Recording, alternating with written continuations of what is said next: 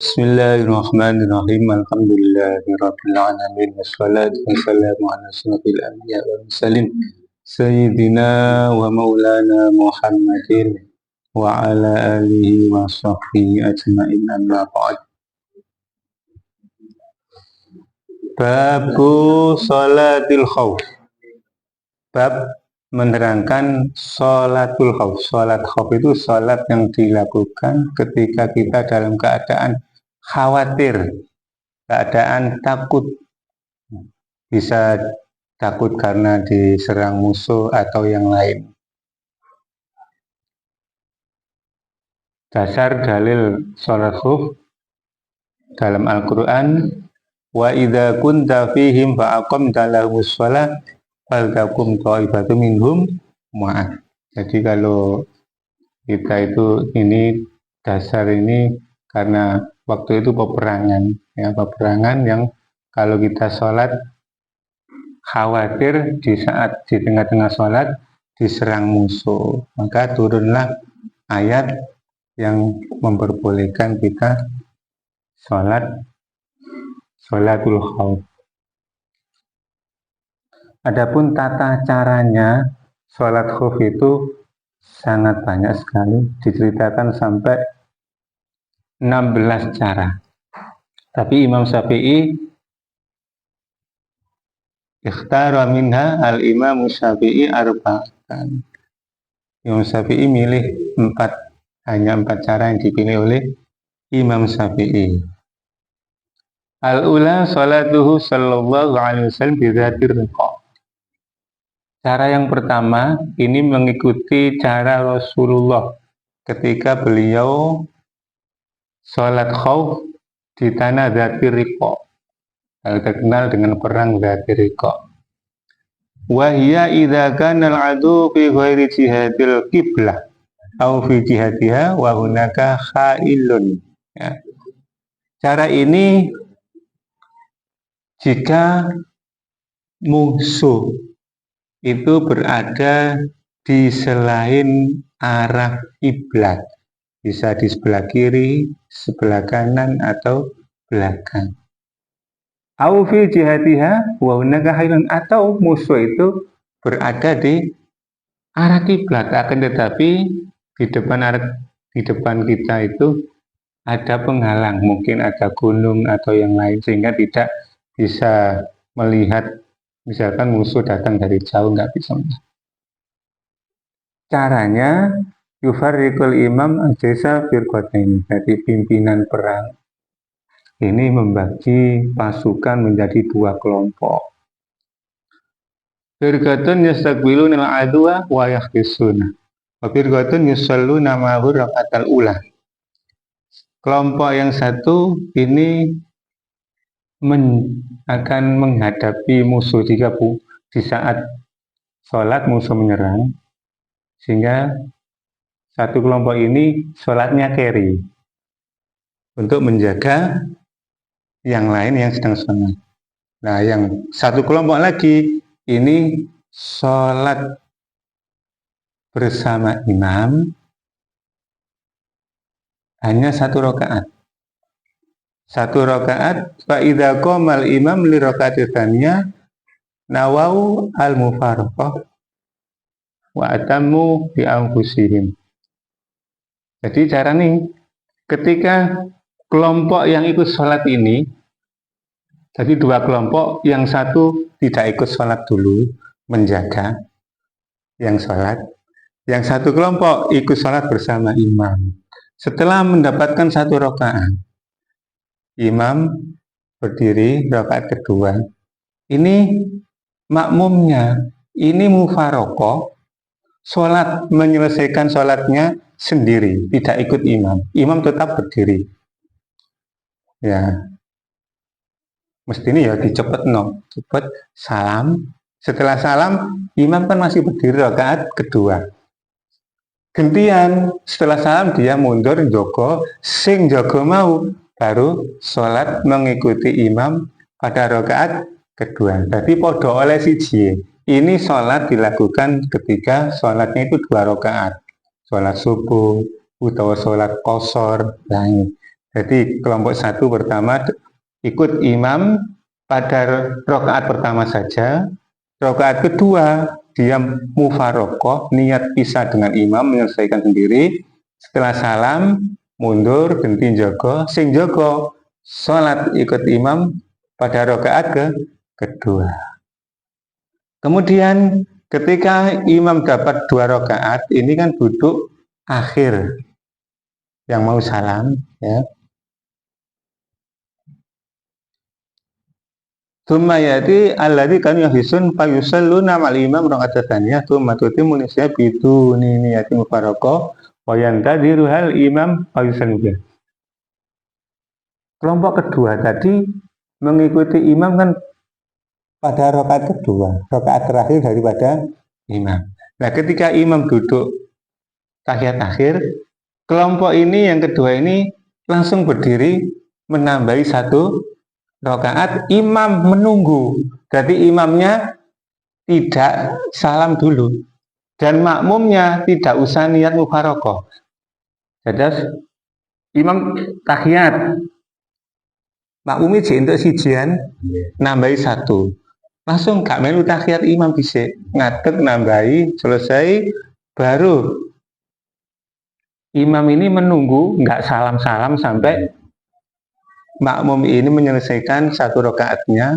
Nah, setelah sudah sama-sama duduk akhir, baru ya, imam salam, makmumnya juga salam. Ini kalau memang sholat yang dilakukan sholat 2 rakaat. Nah, kalau sholat maghrib bagaimana caranya? 3 rakaat. Ini kelompok pertama yang ikut dengan imam, ini ikut imam 2 rakaat. Setelah 2 rakaat, mufarokoh dengan imam, menyelesaikan sholatnya sendiri, imam masih berdiri, rakaat ketiga, rakaat yang terakhir. Setelah salam, mundur, kelompok sing kedua yang menjaga tadi langsung sholat bersama imam, imam yang mendapatkan 1 rakaat mengikuti imam. Kalau 4 rakaat, berarti kalau 4 rakaat, kelompok pertama ikut imam 2 rakaat saja, menyelesaikan sendiri, mundur, yang menjaga kelompok kedua baru ikut imam 2 rakaat. Nah, ini cara yang pertama.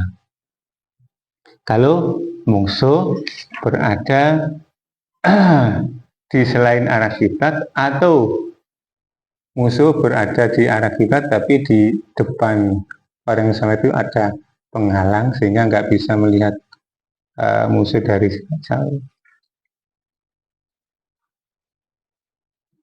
Yang kedua ini sholatu sallallahu alaihi wasallam fi asfan. Rasulullah melakukan di asfan, yaitu ketika musuh berada di arah kiblat dan los, tidak ada penghalang. Berarti kalau musuh datang kelihatan dari jauh, sudah kelihatan. Dan ini orang Islam pasukannya wabil muslimin kasro. Oke. Cara nih seperti tadi, imam membagi pasukan menjadi 2 shaf. 2 shaf ini sama-sama sholat,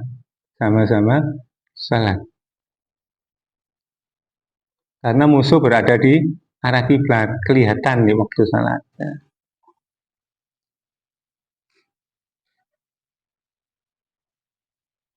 Nah, ketika imam rukuk, ya shaf kedua ini juga ikut rukuk, iktidal juga begitu. Nah, tapi kalau ketika sujud, berarti ini imam rukuk, kedua shaf ini ikut rukuk, iktidal ya, ikut. Nah, tapi ketika sujud, maka salah satu dari 2 shaf ini sujud, yang satu tidak sujud dulu. Soalnya kalau kedua-duanya sujud, musuh nyerang gak ketok kan. Nah, berarti yang satu menunggu, yang satunya sujud dulu, yang satu berdiri menjaga. Ketika shaf yang pertama ini selesai sujud dan sudah berdiri pada rakaat kedua, baru rakaat yang belakang sujud. Yang depan jago, nah, berdiri.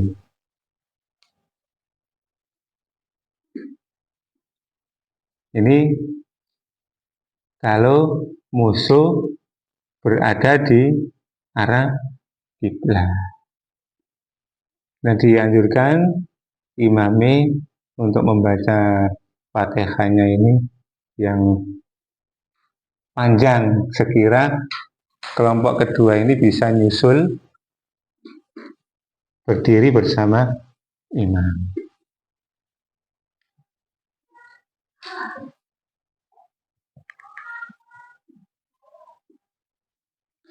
Yang ketiga, cara ketiga itu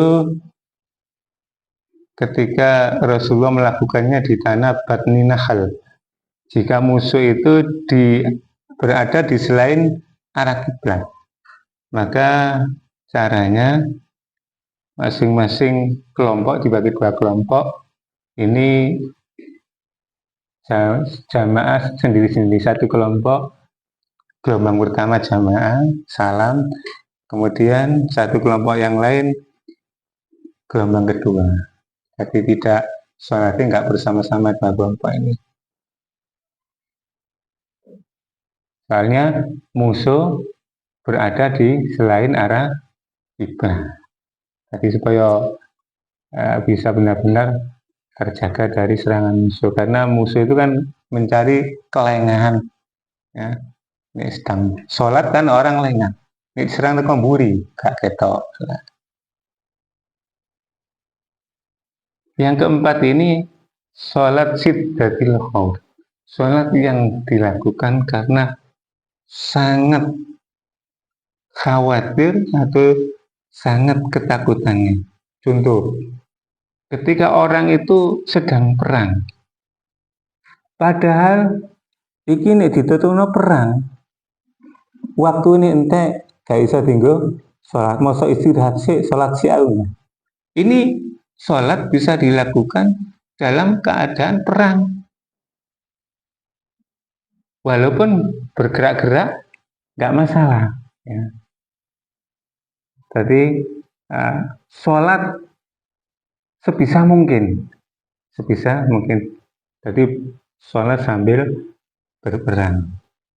Baik itu yang naik kuda misalkan kendaraan atau yang perang tidak naik kuda. Nah, bagaimana rukuknya, bagaimana sujudnya? Wa yumi birukuihi wa sujudi in amkan. Jadi melalui isyarat tok. Sujud ruku'i pakai isyarat. Wa yu'daru fil harakatil mutawaliyah. Dan sholat pada saat itu, pada ketika perang, itu diperbolehkan bergerak banyak karena waktu perang. Masuk anteng ya kalah karo musuh.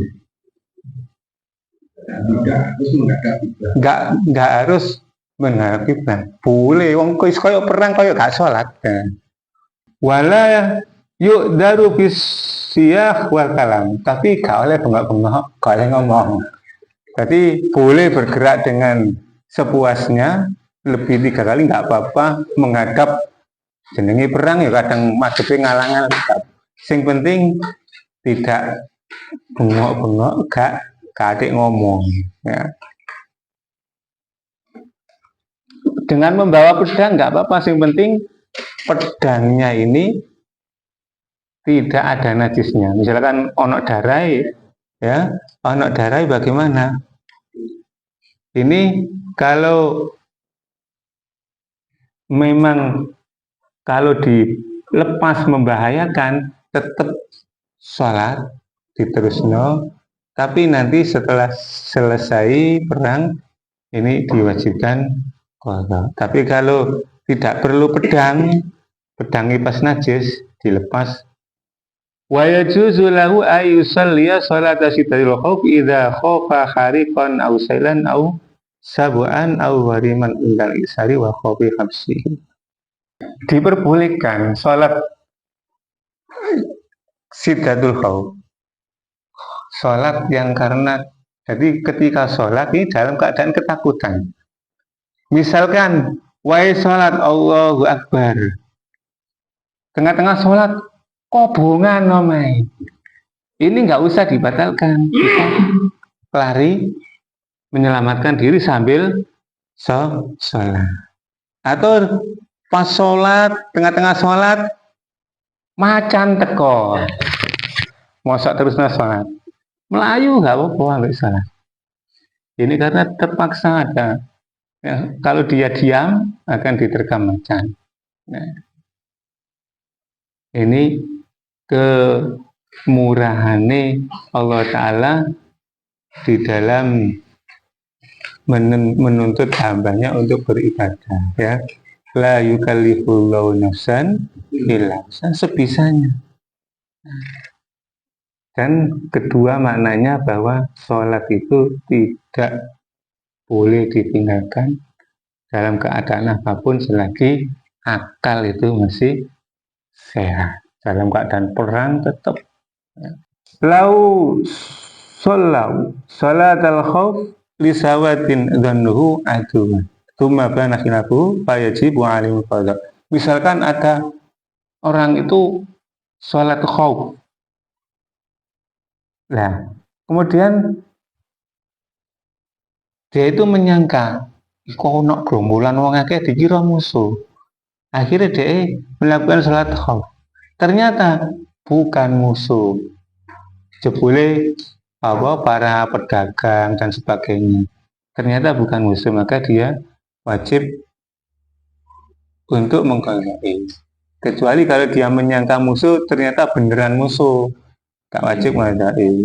Nah, lau ukhidha alaihi malun wa huwa fis shalah jazalahu ayal haqasarik wa yusalli salata syidul khauf in khofa li'ahu in daramni khilafan Ibnu Hajar. Jadi seumpama kita itu dalam keadaan sholat, ya. Biasanya kalau orang sholat itu bawa HP terus HP ini digelendi. Ngarep apa? Nah, misalkan HP digele iringan, sholat. Cukup maling, sampean roh. Oleh bermaling, ngerebut HP ini. Nah, itu menurut Imam Romli. Tapi kalau Ibnu Hajar tidak memperbolehkan. Jadi sholat nggak tas atau HP digomal ya dikejar, paling nggak masalah. Ini keringanan dalam menjalankan ibadah. Al-libas, masalah pakaian insya Allah kita lanjutkan besok. Al-libas wallahu a'lam.